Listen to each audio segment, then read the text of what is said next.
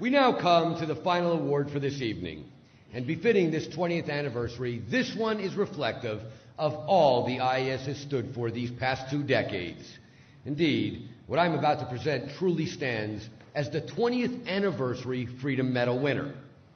On the one hand, it's because it's an individual who has relentlessly worked across all sectors where LRH Tech is employed and for which Freedom Medals are earned. Religious freedom, overcoming governmental oppression, bringing an end to psychiatric abuses, injecting LRH Tech into society, and disseminating Scientology itself. Yes, the whole panoply. But that really doesn't say it all. For the real picture, I return to what I referenced at the start of this evening. Responsibility. In keeping Scientology working, LRH laid down the standard. When somebody enrolls, consider he's joined for the duration. That is the responsibility every Scientologist has.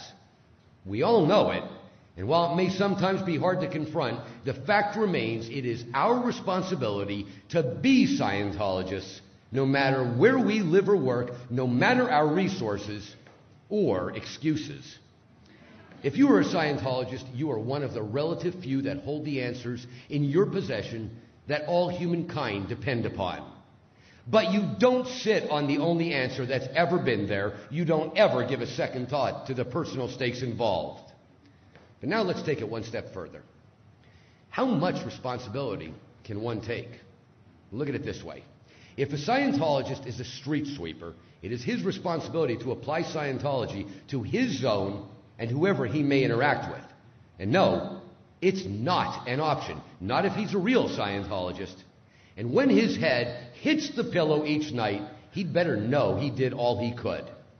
Yes, all manner of reasons could exist to not do so, but let's face it, he might be able to fool others, but not himself.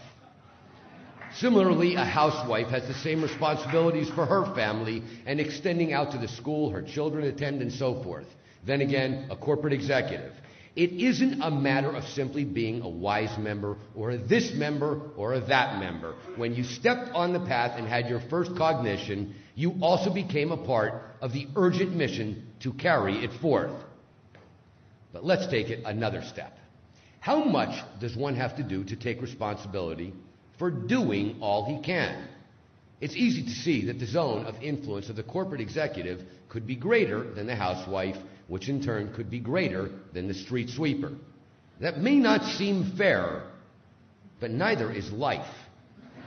And it has zero to do with what others might say. No, it rests on one's own shoulders, and it's the individual himself who must know he's doing his part and all he can do. After all, you have to live with yourself, and when your head hits your pillow, it is you who you must live with. Bearing that in mind, the street sweeper, the housewife, the corporate executive, well, what happens when your zone of influence is the global stage? How much must one do to call themselves a Scientologist? How much so that when their head hits the pillow, they can live with themselves, knowing they did all they could do? That is our final story this evening. It's a story that affects every Scientologist, for all of us are the beneficiaries of what he presents. And that is why it is my honor to present our first Freedom Medal of Valor to the most dedicated Scientologist I know. There is a worldwide arena where the game is played for the fate of whole populations. Where one side schedules entire generations for psychiatric drugging and marks 5 million more for lethal toxic exposure. Also on the board, scores of nations where no workable technology will even be permitted. And plans in play to keep people so re-stimulated they can barely envision a future, much less consider the eternal scope of Scientology. But there's someone on the other side of that global arena, someone advancing Scientology on a fully epic scale to a very different future. And he is Class 4 OT7, Platinum Meritorious, and IAS Freedom Medal of Valor winner, Tom Cruise. The biggest movie What's the biggest film star in the world? The biggest movie star in the world, and a really, really nice guy. Let's all take a deep breath because Tom Cruise is here! The killer, Tom Cruise! The man, the legend, Tom Cruise!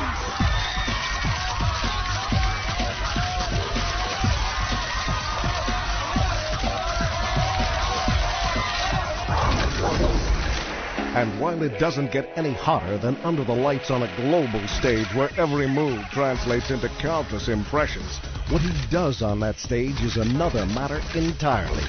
For with that kind of influence also comes an individual responsibility, experienced by only the rare few in history. And for those who own up to it, well, that's the story of Tom Cruise, Scientologist. But if that's what Mr. Cruise has brought to this world, there still remains one more word on the man. Call it Tom Cruise on Tom Cruise, Scientologist. I think it's a privilege to call yourself a Scientologist, and it's something that you have to earn. And because a Scientologist does, he or she has the ability to create new and better realities and improve conditions. Being a Scientologist, you look at someone and you know absolutely that you can help them. So for me, it really is KSW, and it's just like, it's something that I don't mince words with that, you know, with anything that LRH does, but that policy to me has really gone, boy. And there's a time I went through and I said, you know what? When I read it, I just went, this is it. This is exactly it. Being a Scientologist, when you drive past an accident, it's not like anyone else. As you drive past, you know you have to do something about it because you know you're the only one that can really help. But that's what drives me, is that I know that we have an opportunity and to really help for the first time, effectively change people's lives, and I am dedicated to that. I'm absolutely, uncompromisingly dedicated to that. The orgs are there to help, okay, but we as also the public, it's like, we have a responsibility. It's not just the orgs, it's not just Dave Miscavige, it's not just me, it's you, it's everyone out there kind of rereading KSW and looking at what needs to be done and saying, okay, am I going to do it or am I not going to do it? Period. And am I going to look at that guy, or am I too afraid because I have my own out ethics to put in someone else's ethics? And that's all it comes down to. Because I won't hesitate to put ethics in on someone else, because I put it ruthlessly in on myself. And I think that I respect that in others.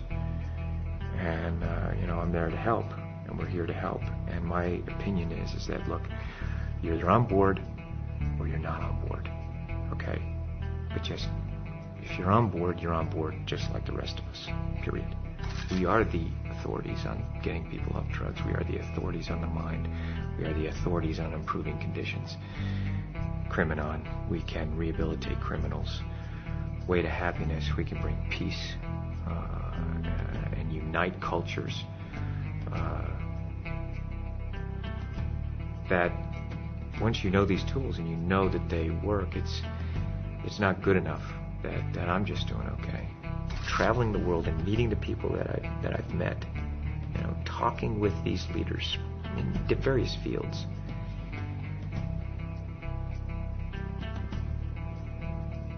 They want help, and they are depending